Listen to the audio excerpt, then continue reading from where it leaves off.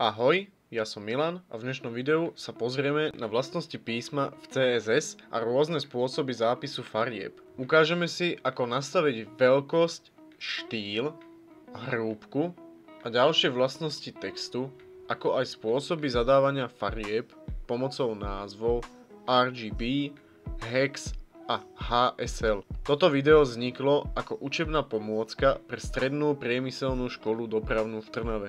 CSS nám umožňuje prispôsobiť písmo viacerými spôsobmi, napríklad pomocou atribútu font family, to je výber písma, font size, to je veľkosť písma, font weight, hrúbka písma, font style, štýl písma, napríklad ako kurzíva, color, to je farba písma, text transform, to je zmena veľkosti písmen, letter spacing, medzera medzi písmenami, word spacing, medzera medzi slovami, alebo line height, výška riadku. Takmer všetky tieto atribúty sme si už ukázali v minulom videu, avšak si ich znovu zopakujeme. V tomto príklade môžeme vidieť, že obyčajný text bude mať font písma Arial, jeho veľkosť bude 18 pixelov, toto písmo je hrubé, má taliansky štýl, bude biele, všetky písmená budú písané ako veľké písmená, medzery medzi písmenami budú mať veľkosť 2 pixely, medzera medzi slovami bude 5 pixelov a výška riadku bude 1,5.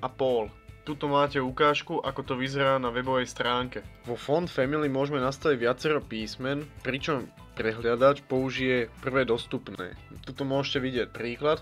Ak by náhodou nebolo dostupné Times New Roman, tak prehľadač použije font písma Times. Ak nie je ani to dostupné, tak použije sa akékoľvek písmo zo skupiny serif. Farby môžeme v CSS zapisovať rôznymi spôsobmi. Tým klasickým, to sme si už ukázali aj v minulom videu, kedy napíšeme farbu, ktorú chceme, hexadecimálnymi kódmi, teda pomocou 16-kovej sústavy. Tuto môžete vidieť príklad červenej. Ďalej je tu RGB, ktorý používa hodnoty v rozsahu od 0 po 255. RGBA, to je vlastne RGB plus alfa kanál, ktorý slúži na priehľadnosť, kedy 0 je úplne priehľadné a 1 úplne viditeľné. Ako ďalšie tu máme HSL. HSL je alternatívny spôsob zápisu, kedy hue je odtieň od 0 stupňov, ktoré značí červenú farbu, až po 360 stupňov, to je celé spektrum farieb.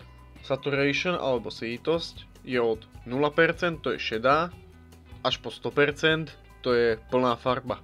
A ako posledné lightness, to je svetlosť, ktoré začína od 0%, to je čierna, až po 100%, to je biela. Tuto môžeme vidieť príklad červenej farby. A ako posledné nám zostalo HSLA, alebo teda HSL plus alfa kanál. Ten vlastne taktiež ako u RGBA pridáva iba priehľadnosť. Kedy máme použiť aký formát farby? Názvy farieb tí sú jednoduché, ale máme obmedzené množstvo farieb.